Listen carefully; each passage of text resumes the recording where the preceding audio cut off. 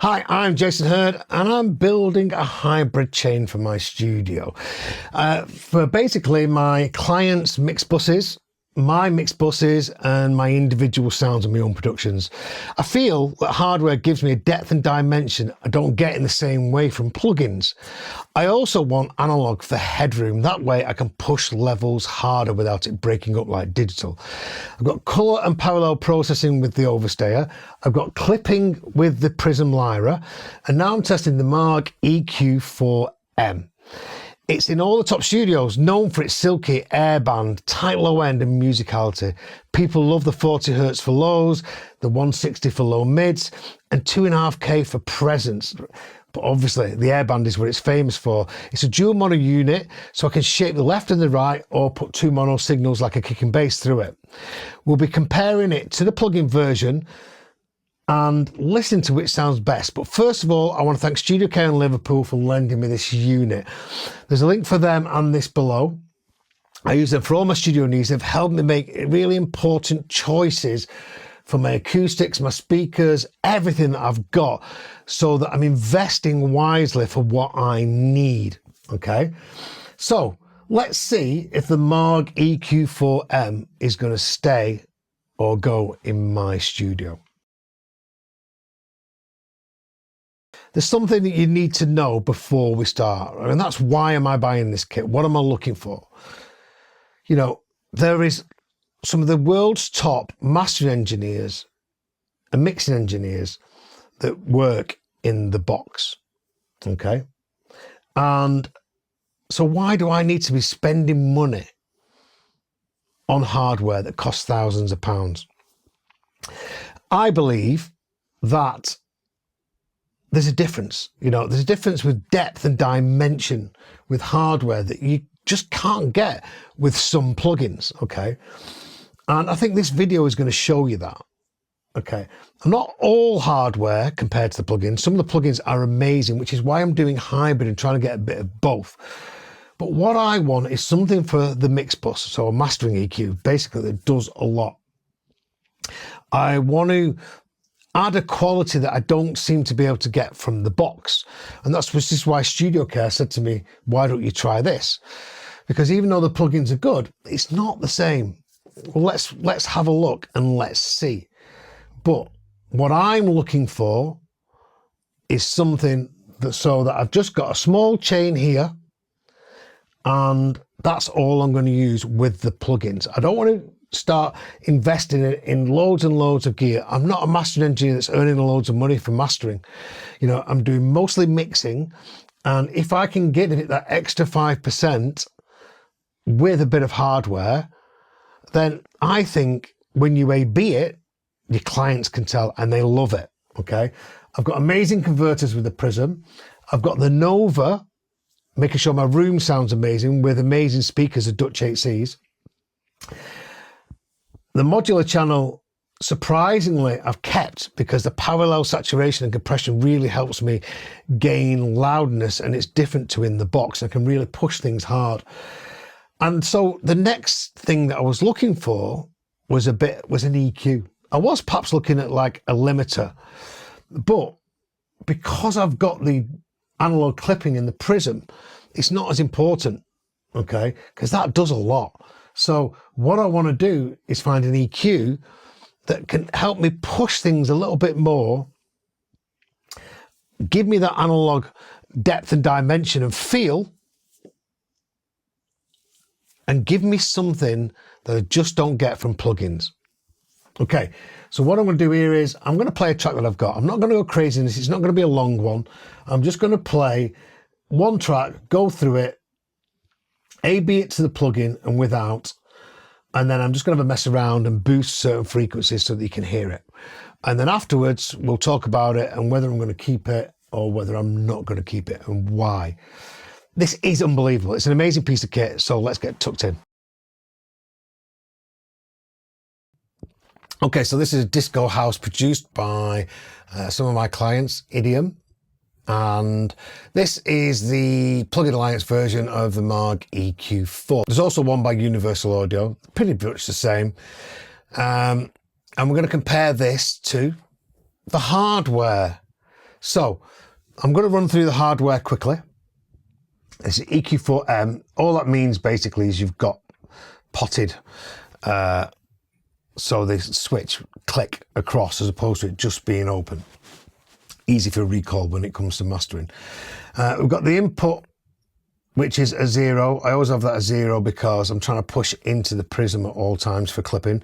We've got the sub, which is a bell, positive and negative. We've got 40 hertz, which at this moment I have got at 2 on the boost. Make sure they're both at 2. I've got 160 hertz bell, 650 hertz bell, and a 2.5K, but it's a shelf, not a bell, okay? And we've then got the airband on and off, okay? And we've got the gain from 0 to 10. And we've got 2.5K, 5K, 10K, 15, 20, and 40K, okay? So you might say to yourself, like, well, why do we need 2.5K shelf when we've got a 2.5K airband shelf there? They're a different shape. And to be quite honest with you, it's the first thing I said. And I would prefer this to be a bell because I'm constantly trying to bring the mid-range forward on a lot of music so it's perceived to be louder without touching the hi-hats. And in dance music, we have a lot of hi-hats and loops in there. So I don't want to be touching them. That's just a preference. And we've got a gain of 6.5, 7 on the airband at 20K. And what I've done is I've just found what I thought was best for this track. I've matched it with the plugin. We can then turn off channel 1, turn off channel 2, or turn them both on and off at the same time. So let's have a listen to the track with it off, then on, and then we'll go and switch in between the hardware and the software. Okay.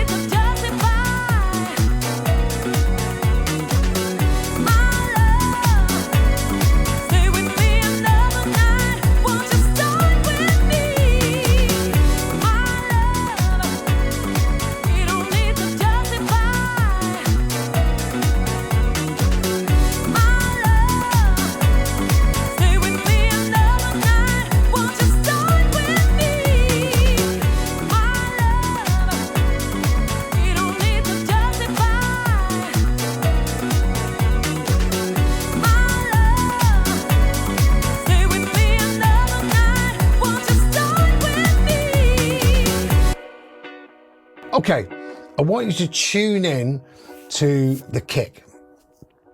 And I want you to tune in to, if you can hear it, the openness of the track. When I say the openness, I mean the real air, the real top end of it, the real high frequencies and how wide and open they make your track sound. So let's have a listen again to the hardware and then we'll go into the software.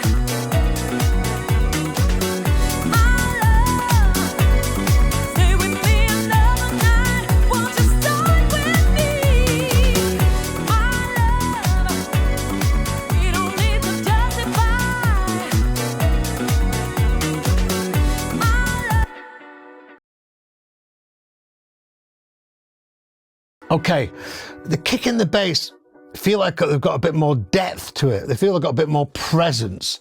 And it wasn't the volume. And I felt like they had a sense of clarity in the mix.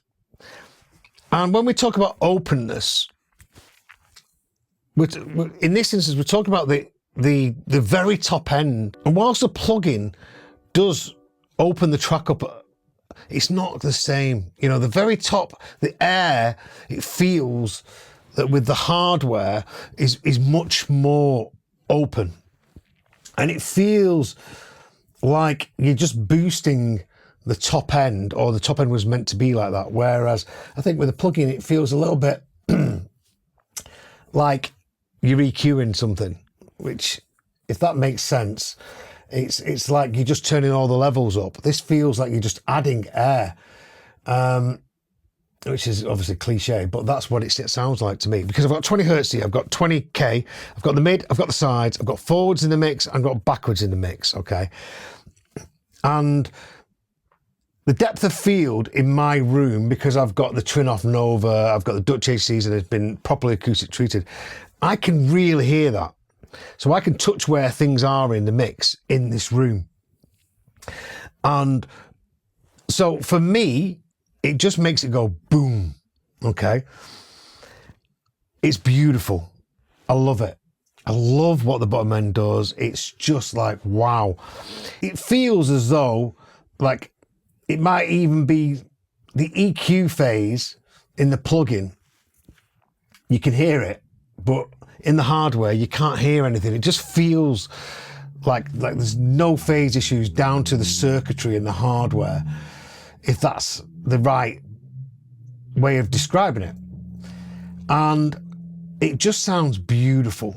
And what I also did was I got the other plugins up that produced air, and the UAD ones, and Slate, and Plugin Alliance, and I A/B'd the air on the hardware to the plugins, and there was no comparison.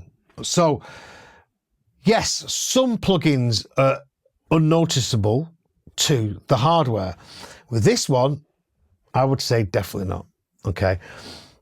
And what it's done to the depth and the density of the kick in the bottom end and the bass, and how it's made it wide and open, is just, it's just night and day to me. Now, would my clients be able to tell the difference on their KRKs? Questionably, probably not. And is it something, when I mix and produce, and most of my clients are tech house or all that kind of stuff, is that what they're looking for? No, half the time they roll off the top end at around 18,000, sometimes 20,000, and they bring the tracks in, but that's the genre. There's nothing I can say about it. I've had A&Rs from big labels love the mix and go, it's just a bit too bright, so I've just rolled off the top end, and they've gone, yeah, that's perfect. And I don't know whether it's just because a lot of people have seen YouTube videos going, oh yeah, you don't need all that energy at the top end, roll it off, and because their ears aren't trained to hear it, or they haven't got the right listening environment, they think it sounds better because they've been told that this is what you should do by somebody on YouTube. In fact, I know that's a definite, because I've had clients who've said it to me. But for me, I'm trying to make it the best that I can. And I think when you A/B it to a client and they hear the difference, that the analog definitely makes a difference. Not every piece of analog to the plugin does. Some of the plugins are unbelievable. In this instance, I don't think it's quite the same. Did you? Could you notice? Did it make a difference? So, I love it. I want it. I want to keep it, but I'm not going to keep it. Okay, so why am I not going to keep it?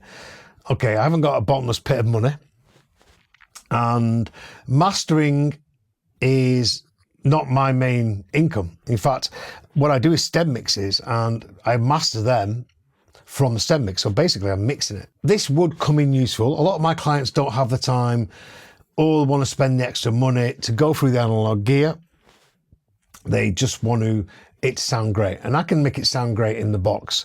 But I know there's something more to be had. There's an extra 5, sometimes 10% you can get from analog for the depth, and again, the openness. And more importantly for me, I'm trying to get things as loud as possible a lot of the time without creating any artifacts, and having headroom in hardware, whether it be the EQ or the Prism Lyra or a limiter in analog means I can push it further than in digital without getting that digital distortion, because it affects transients more musically before it sounds bad, so you can get it louder. I want this, but I'm not going to have it. I think I want something with a bit more to it. I'd rather invest, like this is £2,200, so like $2,500 US. So I'd rather invest, you know, the same again and get something like an SPL PQ or the Wes Audio Tube EQ, which has a bit of colour as well. They're two EQs I've really been looking at. They give me more options. I've got mid-side, I've got Qs that can go from thin to wide. I've got different steps on the pots, and I can EQ more frequencies and better with the mid-range with them than I can with this. This is great for the bottom end, it's great for the top. The other frequencies are beautiful as well, but I wouldn't use them as much because this is going to be on my master bus most of the time where it's going to be used, besides my own productions. So it's not going to stay for now. You know, I could add something like an API 5500, which really works on the mid-range, is really nice. But then you're up to $4,500 there. And again, it's the mid-side as well that I like to use. And I just think that them other EQs have got something more to offer. I'm not saying this thing's going away for good, but for now I'm taking it back to studio care, which I don't want to do, because I feel like I should really be trying the SPL or the Wes Audio, or I'm going to see what they offer me and see what I can listen to. I'm not buying something because everyone else said they're buying something, but every review I've seen of mastering EQs, I think they just give me more options. Now, if I bought one of those and I had unlimited money, yeah, I'd probably buy this again. I'd have this in the rack. That's probably why most big studios have them in the studios. It's amazing. It's beautiful. It's open, tight bottom end, which for house music is imperative. It's much different to the plugin. I hope you heard it. Let me know what you think. And let me know what you think I should be looking at next, because I definitely want to go a bit more analog. And the clients that I've put this on for in their mixes, which I've done over Zoom, they've loved it. They've loved it. And when I've A/B'd it on and off and they can hear the air, they've always loved it. I mean, don't get me wrong, like there, the 20K, it's going down further to, I don't know, maybe 3K. You can hear the vocal reel coming forward in the mix. But it doesn't feel like when you're boosting 2.5K on the shelf. It sounds different. And that's what's beautiful about the airband on this. So let's have a play with the different frequencies and just see how they sound on a full mix.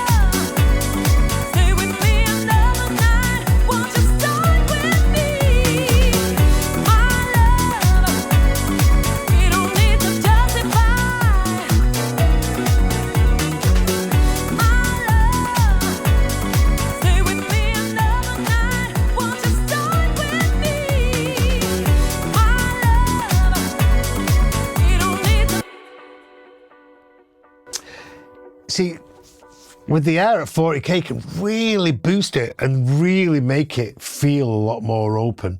But I liked what 20k did to the vocal. And it's a beautiful EQ. It's very musical. And you can really, I like EQs where you can really push them lots and it doesn't feel like you're pushing it too hard. And that's the beautiful thing about this EQ. So yeah, I hope you enjoyed it. Please let me know what you think and give me any recommendations what you think I should be looking at it. That's the Maag EQ4M.